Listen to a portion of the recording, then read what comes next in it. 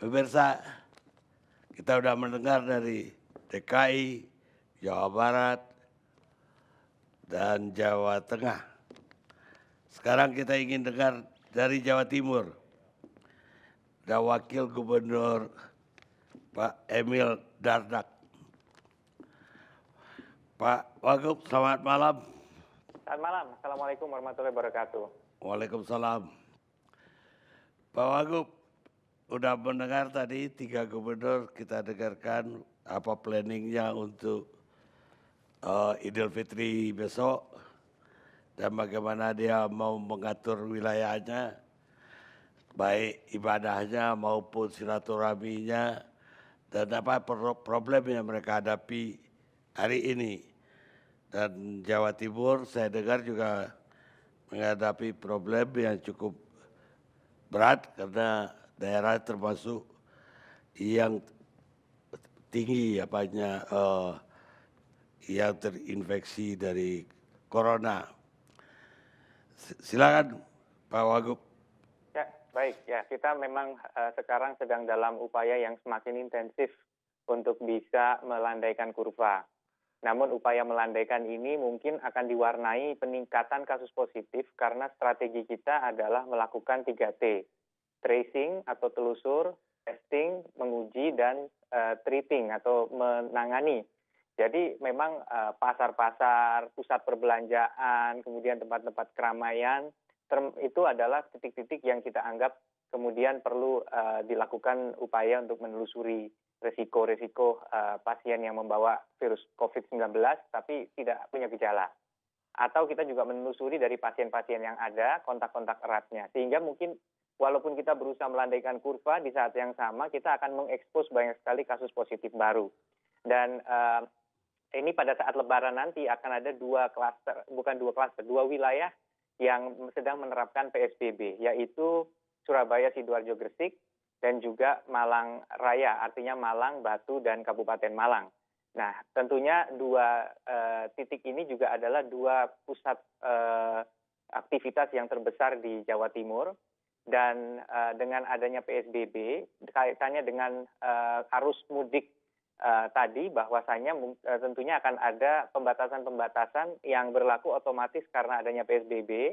Ini kemudian juga akan diperankan untuk melakukan penegakan aturan peraturan Menteri Perhubungan mengenai larangan mudik tadi.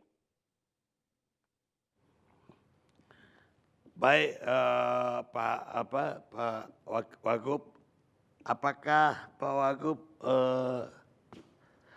dengan pemudik yang akhir-akhir ini, apakah pelonjakannya lebih banyak dari pemudik atau dari yang dulu sudah terpapar juga di Jawa Timur? Ya, baik. Saya cerita fakta dulu mengenai datanya. Jadi pada tanggal 16 Maret sampai 8 April kemarin, artinya terjadi 161.000 penumpang atau masyarakat yang masuk ke Jawa Timur dari luar Jawa Timur. Dan ini yang sempat disebut dengan istilah fenomena mudik dini atau mudik awal.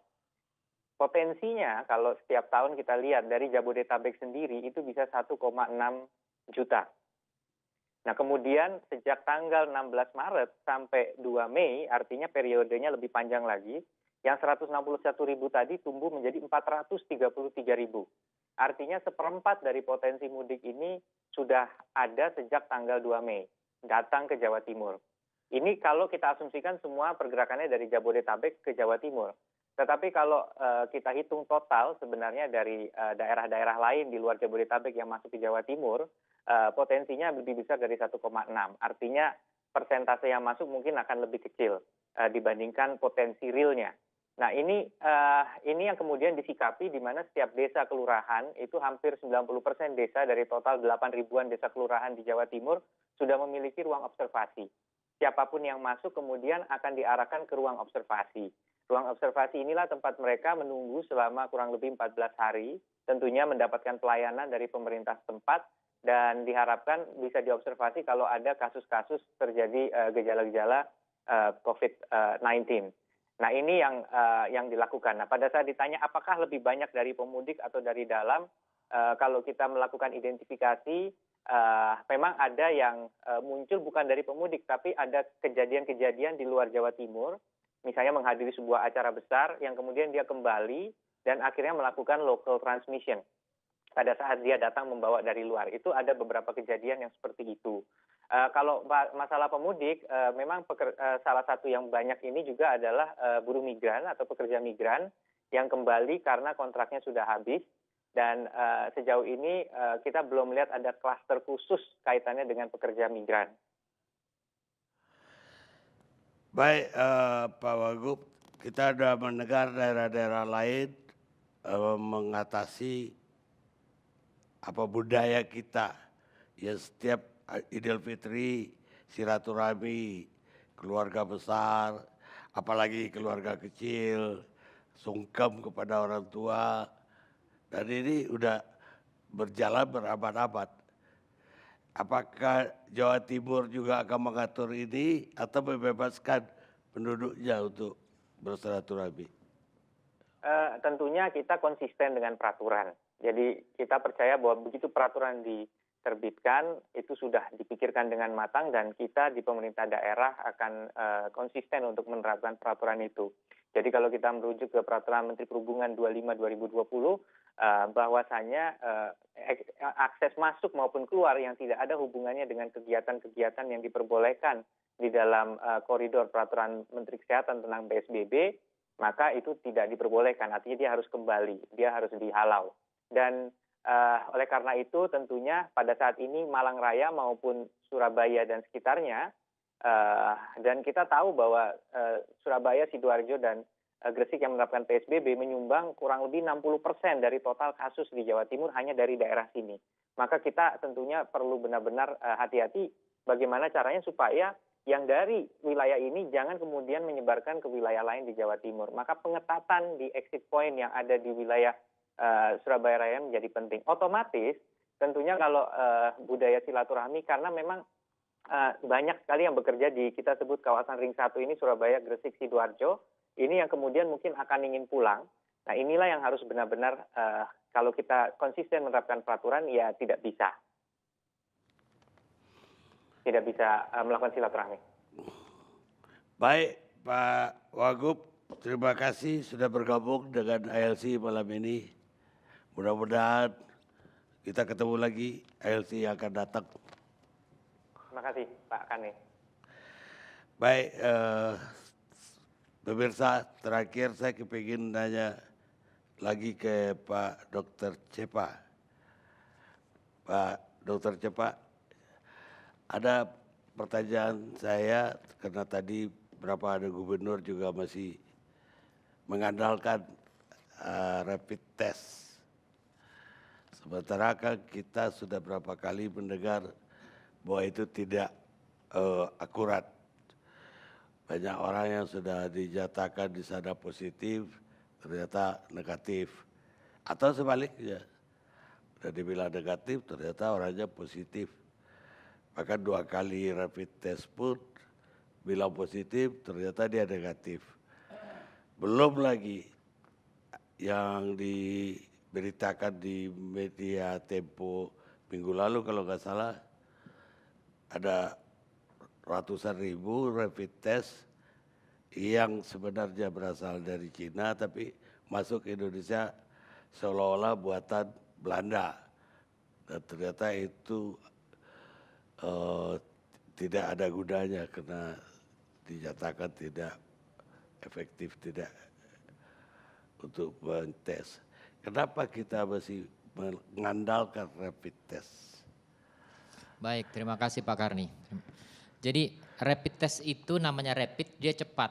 Kelebihannya adalah dia dalam waktu beberapa menit kita sudah keluar hasilnya. Plus administratif, katakanlah buat laporan tertulis segala macam 45 menit mesti keluar laporan dari laboratorium sudah bisa. Kalau kita mengukur pakai RT-PCR itu 3 hari mungkin baru bisa keluar. Padahal seseorang itu bisa kita diagnosis dan kita terapi lebih cepat kalau kita punya data lebih cepat. Nah, rapid test itu menjadi masalah adalah dia baru bisa positif kalau pasien itu sudah bergejala 7 hari. Jadi yang namanya OTG tidak akan pernah positif. Tapi banyak orang yang merasa dirinya tidak bergejala, merasa dirinya OTG, jalan-jalan, padahal dia dehem-dehem sedikit. Atau pernah demam 1 hari saja, seminggu yang lalu, setelah itu dia tidak demam lagi. Ini yang gejala sangat ringan, dia akan mengaku sebagai tidak ada apa-apa, dia akan mengaku sehat.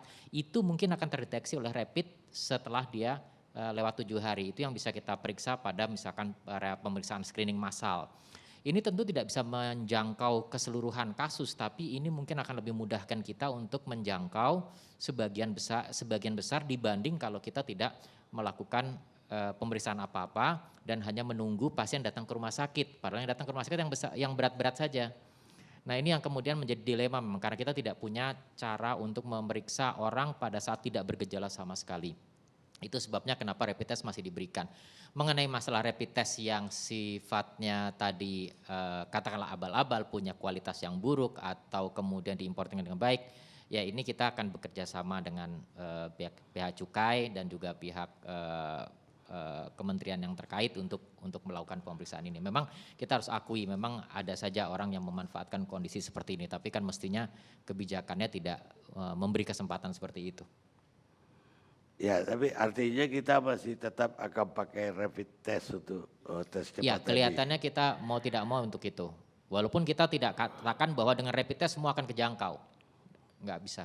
Enggak, karena Amerika sendiri kan memulangkan semua rapid test yang dia udah beli dari Cina. Ya, itu dia masalahnya karena kita tidak punya satu cara metode saat ini untuk melakukan screening massal untuk penilaian. Untuk menjaring awal itu tidak punya sama sekali data. Jadi memang kita tidak menganjurkan. Sekarang ini banyak dokter yang kemudian melakukan, oh kalau mau operasi dia periksa rapid test dulu. Kalau kemudian dia rapid test negatif, dia berani operasi karena berarti pasiennya aman. Ini menurut saya berbahaya. Kenapa? Karena dia akan kemudian lalai. Dia tidak melakukan alat pelindung diri yang lengkap, dia anggap pasiennya aman, padahal mungkin pasiennya OTG. Jadi rapid test tidak boleh dipakai untuk itu. Menurut saya kita akan gunakan rapid test pada tempat yang benar dan cara yang benar. Jangan sembarangan, itu saja. Baik, terima kasih. Pemirsa, orang pintar tidak memikirkan apakah ucapannya itu dimengerti oleh orang lain atau tidak. Tapi orang pintar akan memikirkan antisipasi orang lain terhadap ucapannya tersebut. Shannon Adler, penulis Amerika. Kita rehat sejenak.